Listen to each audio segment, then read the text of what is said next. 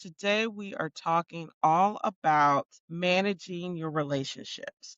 There are many people in our lives today that are draining our energy, draining our resources, and draining our ability to be productive. And so I want to encourage you to look at your relationships in a different way and to really think about what is that person's purpose in your life. And I know that for some of you all, this may sound callous or may sound mean, right? Like, oh my gosh, I can't think of people in that way. But the truth is that everybody is not meant to be in our life for a lifetime. There are people I really felt connected to and we got along really well. And, they were important in my life in a season for a purpose for what we were going through at the time, right? So you think about people that you knew in high school, people that you knew in college, people that you knew from job A versus job B. Like there are some people that you have a connection, you have a something that draws you together. It's a common denominator, right? And the common denominator is school, work, or an activity that brings you all together. But there are certain little pieces of a person's personality, how you all connect together, that will trigger a deeper relationship. And those are the people who tend to stay for a lifetime versus a season. It doesn't matter if you talk every day, it doesn't matter if you see them, every year. There is a tandem that allows you to stay connected in some kind of way.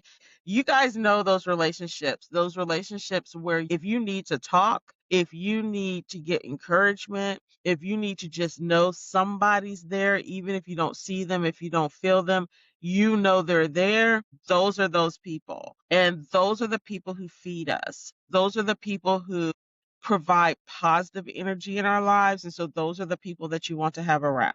And what we found is when we do spend the time, it's an energy boost. It's a I need someone to talk to. It's a tell me I'm wrong, like keep me grounded, make sure that I understand that you're not just gonna yes ma'am me, right? Or be part of the amen choir, as they say, of always agreeing with everything I say. You're going to put me in my place, but you're going to do it with love. And I accept that from you because I know you're not going to lie to me, right?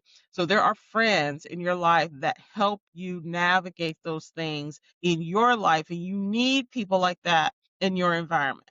Everybody goes through different transitions in their life. And when you go through these transitions, it changes you. Sometimes it changes for the better, and sometimes it changes you for the worse. But we're going to focus on the changing for the better mentality. So you have, let's say that you were in this situation where you connected with this person through your singleness, through where you work, through, going out to eat and doing things, right? So you meet someone significant, and so that shifts the dynamics in that relationship. So you've got this circle over here, and then you've got this relationship over here, and they're competing. And it's not necessarily competing in a bad way, but now your time is precious. Remember, we only have 24 hours in a day. And whereas you used to just randomly give it to this circle or people, excuse me, within that circle, you now have to figure out here's somebody else that's not connected to this circle that I want to spend more time with. I want to spend more time with, right? It's giving me positive energy. So I am drawn to wanting to be in this space and being with this person.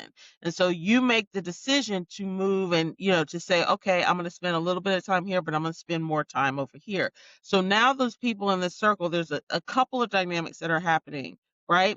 One is that, hey, there's a piece of our circle missing. What's going on, right? And so you miss one event, you miss two events, and now it's like, well, wait a second, what's going on?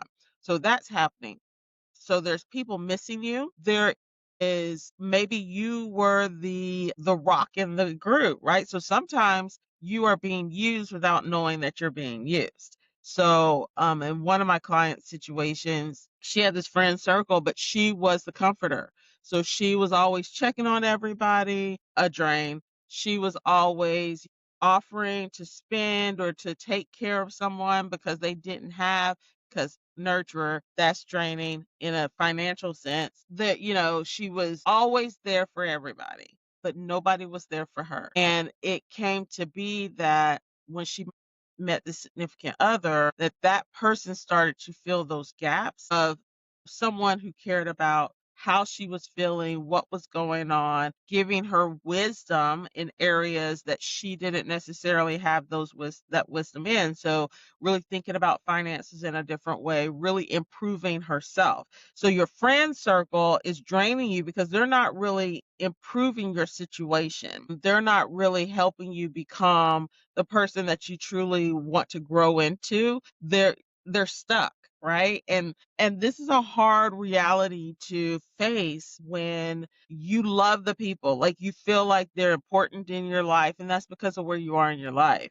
But you're in a transition and don't realize it. And so when this new person or new group of people, whatever the case may be, comes into your life, now all of a sudden you're starting to see things that you didn't see before. And it's not necessarily because they're telling you to see it, but you're realizing you're maturing, you're growing in who you are. And so you are slowly beginning to realize, oh gosh, this is different. I see that I shouldn't go buy a new outfit before we go out every week because I really can't afford it and I'm really trying to save up to buy a house. Or, gosh, I didn't realize how much I was spending going out to eat and partying with my friends. I really want to pay this down because this is the goal I have for myself. And this person over here is helping me see that I should really be focusing and putting energy into my goals. And what I'm putting my energy into is really just insignificant. And I'm in a place in my life like I'm not for insignificance anymore. And so that is when that tear in the relationship begins, is when you have realized that there are goals that are important to you. And those goals may not be in alignment with the goals of your friend circle anymore, or person A, B, C, or D, right? And when you realize that, your focus shifts to these goals that you have for yourself, which sometimes causes a transition in your relationships where you're realizing they're draining, or you're realizing that you're putting way too much energy over here and you need to take that energy and refocus it into something that's going to help you reach your goals. And when you reach that point of making a decision, sometimes it's difficult because you realize that, oh, that means I've got to let them go. That means that I'm not going to be able to do this as much anymore. So the example I can give you is when you get into a situation where you're wanting to get financially stable. That's usually one of the first things that triggers this transition for younger professionals, for younger women, right? And that you realize that you are leaning towards becoming a wife, becoming a mother, wanting to own your own home, wanting to achieve XYZ goal. You enter your goal here and you're deciding to focus on these things. And when you're focusing on these things, it's taking your time, it's taking your energy, and you don't have the same energy and mindset to give to this thing here, which could be your friends, which could be an activity, whatever that thing is. You don't have the energy anymore. You have to pick and choose where your energy goes. And some of you all are not making that decision and you're still trying to do everything that you've always done. And that's where part of the problem is coming in, because you need to choose. It's called adulting and we all hate it. We don't like to adult. I don't like to adult, but there are times that we have to, right? And we have to say, okay, this is draining. This is causing me angst. This is causing me palpitations. Like seriously, it can raise your blood pressure. It can cause stress. Um, and it can create problems where there don't need to be problems, with you just making a decision to focus your attentions on this goal, on this thing. So I'm going to give you a couple of examples here. First example I can give you is maybe you are wanting to go back to school. Anybody who has gone back to school late in life or after the age, we're just going to say like 30, okay? If you've gone back to school, that requires a different focus, and you're paying for it, right? So if you're paying for school, you're like, I'm not trying to waste these duckies. I'm trying to get this degree and I'm trying to get good grades and yada yada. What was the purpose, right? So you're paying for school. You made the decision. I want to go back to school for XYZ because my goal is to become or to do XYZ. And so now you've got to choose, am I going to work on this paper, on this homework, on this research assignment? Am I going to study, or am I going to hang out with my friends? Am I going to watch the game? Am I going to go to this party? Am I going to do this thing? Right? That is a decision point that you have to make. And I'm hoping that you're choosing the school route. But for some of you all, you are trying to do both. You're trying to, okay, I'm going to study, and then I'm going to take a 30-minute nap, and then I'm going to go party with my girls, and then the next day you are drained. You have nothing left to give, but now you've got to do it again. And so over time, you're beginning to feel stressed out. You're beginning to be short with people. Things just are frustrating to you because now you're saying, why can't I just, right, enter your statement here? Gosh, I can't wait till enter the thing here. Sometimes it just is where you decide I'm just gonna quit because I'm not built for this. It's not that you're not built for this, it's that you're putting your energies in the wrong things. And so now your energy meter is depleted, but you're not realizing that it's not the thing, it's that you're trying to hold on to something over here on the left that you need to put a pause on or that you need to just let go of. Okay. And those are hard conversations to have with yourself of the realization of I can't do it all and something's got to give. And we need to pick the right something to hang on to. And some of you guys are hanging on to the wrong things. And then you're questioning why you can't reach your goals, why you can't get XYZ done.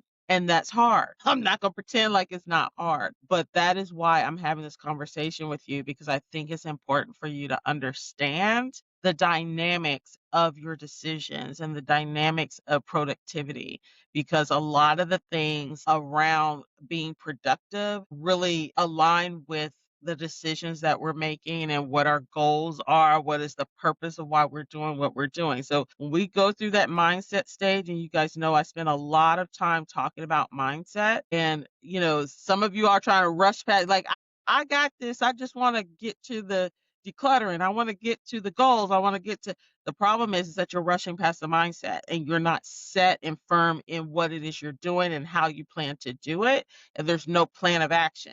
And so then when you go to try to do something, it's chaotic, it's stressful, it's draining the energy unnecessarily. It's taking longer than it actually should. And it's because you didn't spend the time you needed in the mindset stage. So I blended several things here, but what I want you to take from this is number one, you need to figure out what is most important to you.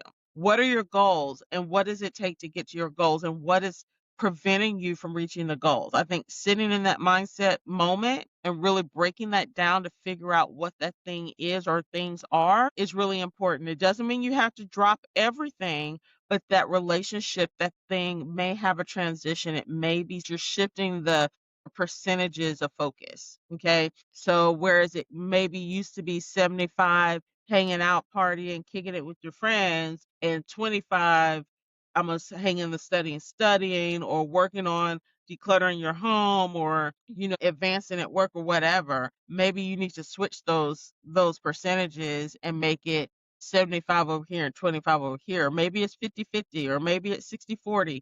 Whatever the situation is, you need to evaluate that. Start with one percentage shift, right? And say, okay, I'm not going to do this week. Or maybe instead of every week going out, maybe I just go out 2 times, a month. And the rest of the time, I've really got to focus on studying. So let me know if this resonates with you. I would love to share more just personal development topics with you, but I just want to know if you're interested in them. So shoot me a message, comment, and let me know. Have a great one.